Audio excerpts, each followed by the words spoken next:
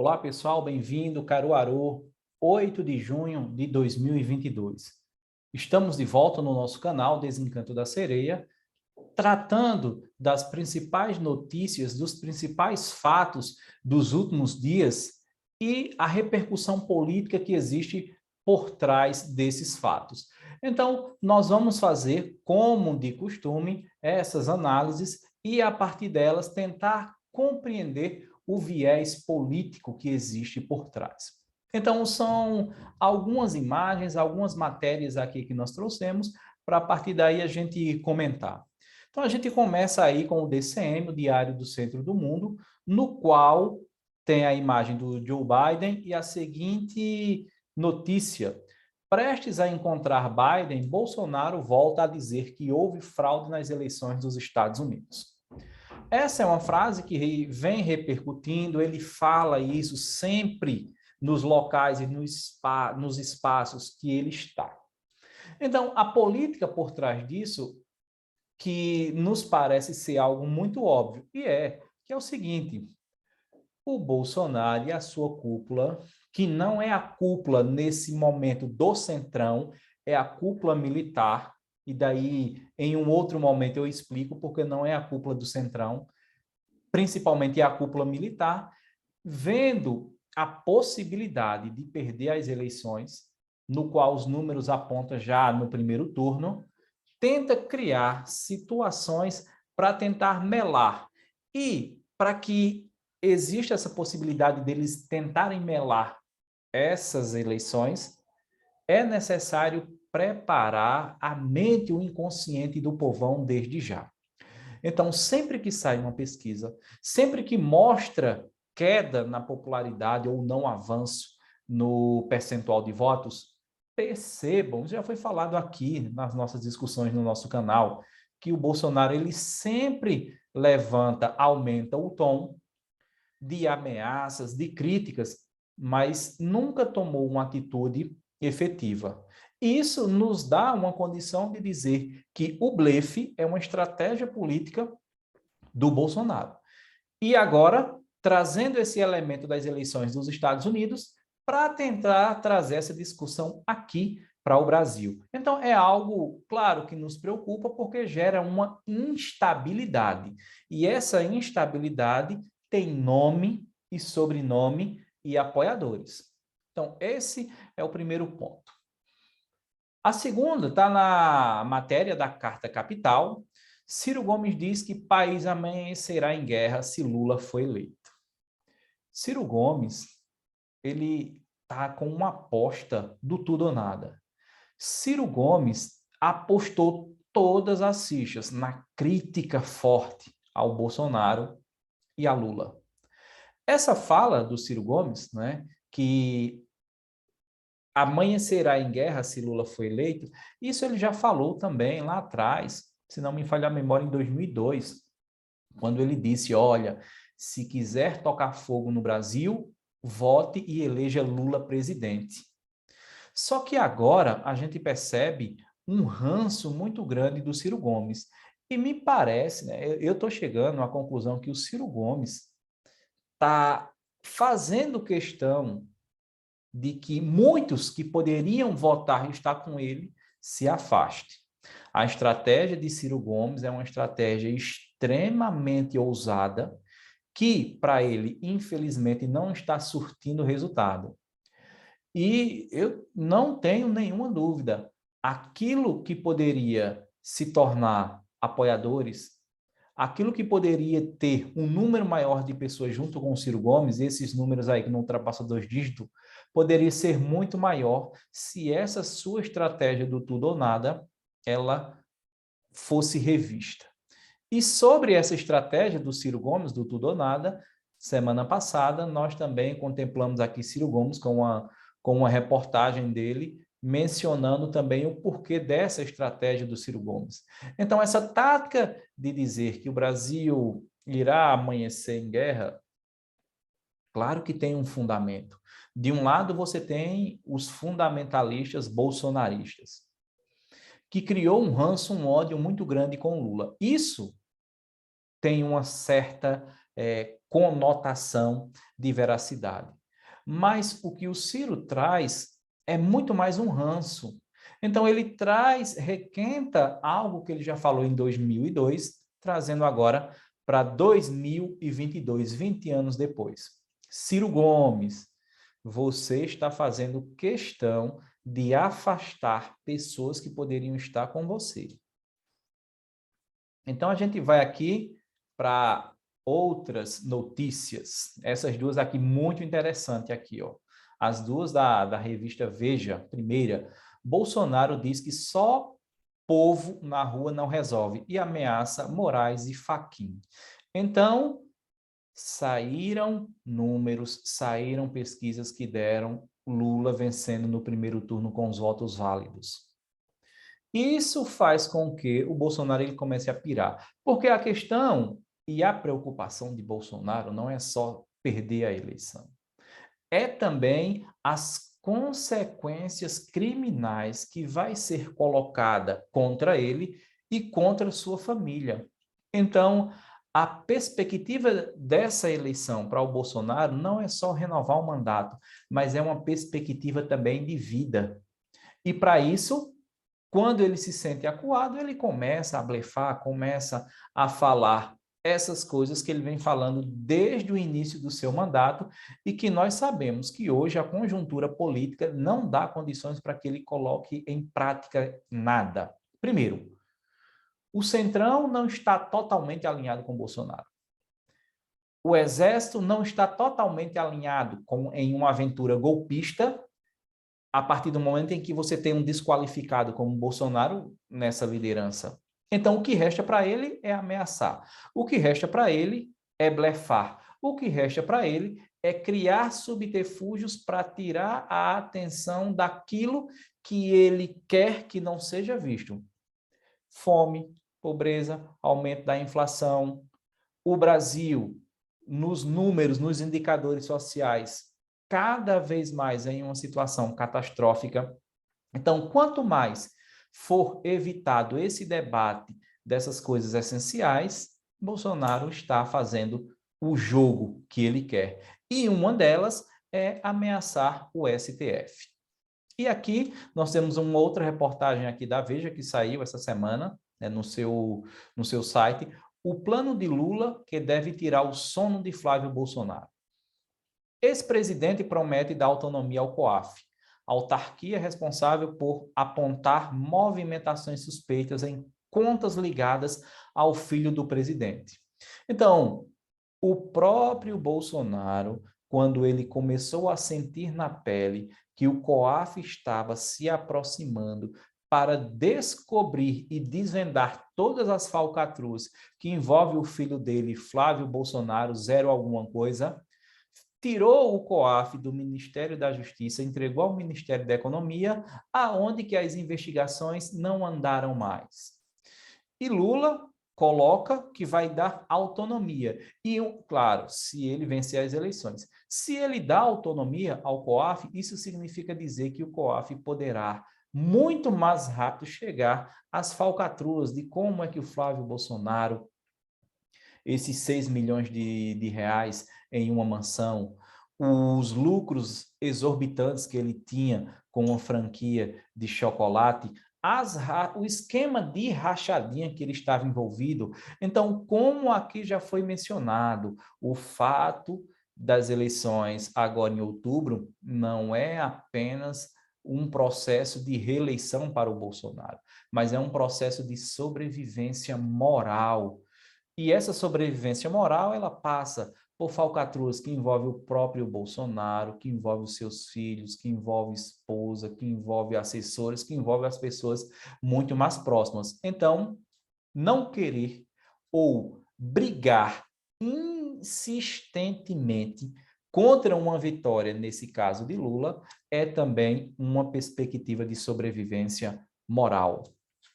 Outra nota aqui, né, do radar da Veja traz o seguinte: decano do STF, Mendes, manda recado a Bolsonaro sobre a ameaça às urnas. Para o ministro, político não pode potencializar a desconfiança da população nas urnas sobre a qual ele mesmo foi eleito, né? Foi eleito quase que uma dezena de vezes. Não, ele, não só ele, os filhos foram eleitos nas urnas, com as urnas eletrônicas. E o fato é o seguinte, tem que se criar uma situação, tem que se criar um movimento político para que o Bolsonaro tente causar uma convulsão social no país. E é isso, é atacando o STF, doido que o STF reaja para ele dizer que está sendo perseguido. Então, esse silêncio do STF dentro das provocações de Bolsonaro, isso é totalmente estratégico, porque eu acredito que o bote em Bolsonaro vai ser dado na hora certa, sem que ele consiga criar essa conversa de que ele vem sendo perseguido. E o Gilmar Mendes é mais um que endossa o coro de que as urnas eletrônicas elas são confiáveis. O próprio Bolsonaro sabe, todo mundo sabe. Mas é necessário para o Bolsonaro criar algo que ele possa fazer com que o seu clã e os seus asseclas e os seus fanáticos tentem desestabilizar o processo. E aí tem dois pontos aqui, dois twitters de Bolsonaro aqui. O primeiro, temos lutado para encontrar soluções responsáveis para a alta de preços que tanta dificuldade tem causado ao nosso povo. O irracional fecha tudo, que sufocou nossa produção. E a guerra no leste europeu, infelizmente, trouxeram duras consequências a todas as nações do mundo. Nós demos o exemplo, os impostos federais sobre o diesel e o gás de cozinha já tinham sido zerados. Estamos zerando também os impostos sobre a gasolina. Se todos seguirem esse exemplo, agora que estamos viabilizando essa possibilidade, é possível melhorar a vida do nosso povo. Olha, esse Twitter, a partir de uma reflexão política, traz a seguinte situação. Primeiro, no meu ponto de vista, esses dois Twitter de Bolsonaro aí, ele atesta a sua incompetência. Ele atesta a sua maldade. Por quê? Essas medidas que ele está tomando agora para tentar controlar o aumento dos combustíveis, isso não cola, porque isso é uma aventura eleitoreira. O aumento dos combustíveis vem com intensidade desde Michel Temer. E ele continuou com um modelo de política atrelando o preço dos combustíveis ao dólar, né, ao mercado, ao barril de petróleo. Então, a única forma efetiva que você teria de tentar frear e brecar o preço dos combustíveis, primeiramente, é acabar com essa política de preços atrelada ao dólar e ao barril de petróleo. Isso ele não vai fazer. Não vai fazer de forma nenhuma. Então, ele tenta trazer um debate superficial para retirar o povo de um debate de profundidade. Então, quando ele coloca essas ideias de zerar impostos aqui e ali, de fazer com que o Estado perca a arrecadação, mas o governo federal entregue para os estados esse valor que eles estão perdendo, ele tenta sair como bonzinho. Mas, na prática, no olhar mais profundo, ele atesta a sua maldade e a sua irresponsabilidade e o mérito eleitoreiro que ele quer, porque isso vai ter um prazo de validade só até dezembro. Então, depois de dezembro, em uma possível vitória dele, as coisas vão voltar a ficar muito mais terríveis do que está hoje.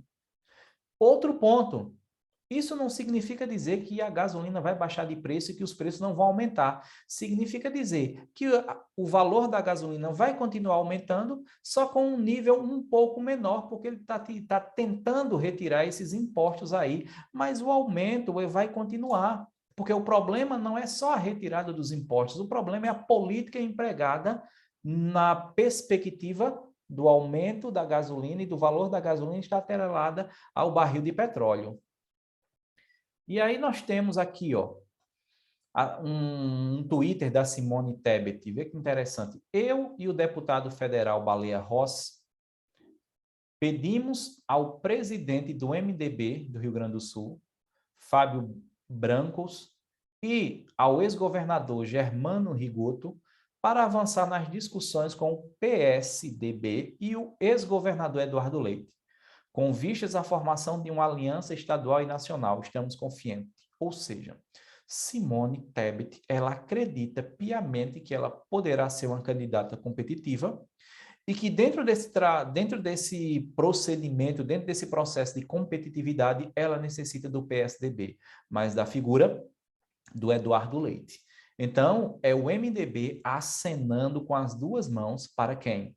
Para o PSDB. E não para a cúpula maior do PSDB, mas para a cúpula ligada ao Eduardo Leite, já que o Aécio Neves tenta emplacar um nome dentro do PSDB, já que o João Dória foi rifado, já que o Eduardo Leite se coloca aí de vai ou não vai agora para Simone Tebet, seria um grande vice para ele. Vê que coisa. O mais interessante aqui agora, dentre todas as notícias, veja. Isso aqui é da Band News, dia 7 de junho. Eduardo Cunha reforça apoio a Bolsonaro por questão de coerência. Ex-presidente da Câmara deu uma entrevista à Band News nesta terça-feira. É isso mesmo que vocês estão vendo. Eduardo Cunha votará e apoiará Bolsonaro por questão de coerência. Então, politicamente, quem foi Eduardo Cunha? Eduardo Cunha foi quem monopolizou e arquitetou, principalmente o golpe de Dilma. Eduardo Cunha foi quem organizou e arquitetou todo um processo que fez com que ele virasse presidente da Câmara e também, quando o governo do PT entregou Furnas para ele, ele fez o rapa em Furnas, acabou sendo preso, condenado, e hoje ele se coloca junto a Bolsonaro por causa de coerência. Então, quando nós colocamos aqui a desqualificação de Bolsonaro e seu clã, é devido a situações como essa. Eduardo Cunha, por coerência, declara apoio a Bolsonaro. É algo assim fantástico, né, de você perceber e ver toda essa situação, esses desdobramentos políticos aqui, ó. Mais uma, a dura resposta dos policiais federais à fala de Bolsonaro sobre reajuste. Olha, uma das marcas que nós estamos vendo com relação às pesquisas e a queda de apoio a Bolsonaro, isso é refletido aqui, ó. Diversas esferas, né, do campo do meio militar vêm abandonando ou, no mínimo, estão rachados com o governo federal. Agora são os policiais federais. Por quê? Porque ele promete e não cumpre. E isso repercute em intenções de votos. O Lula hoje está na frente, não só porque já foi presidente 2 vezes, tem uma liderança significativa na centro-esquerda, mas também devido a essas atitudes aí de Bolsonaro, né? Repito, um desqualificado que não honra aquilo que promete.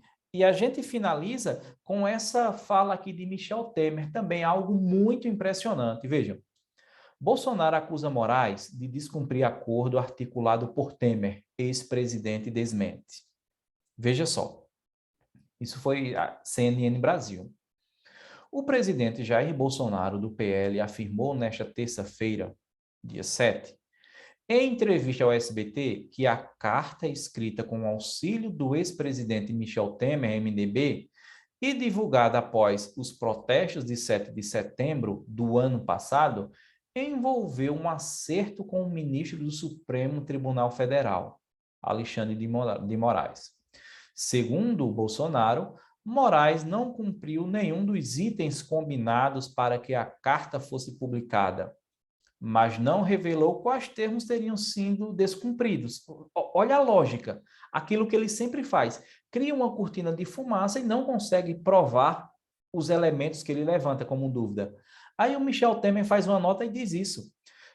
Temer desmentiu o presidente e afirmou que não houve uma condicionante para que Bolsonaro divulgasse a carta em que recuou de seus ataques a Alexandre de Moraes, depois dos atos de 7 de setembro. Michel Temer escancarando para quem quiser ouvir que Bolsonaro, mais uma vez, dentro de uma ideia de colocar o ministro do Supremo, o Alexandre de Moraes, como sendo um perseguidor dele, o Michel Temer vai lá e coloca, não foi combinado nada, não foi acertado nada, não existiu compromisso de um com o outro.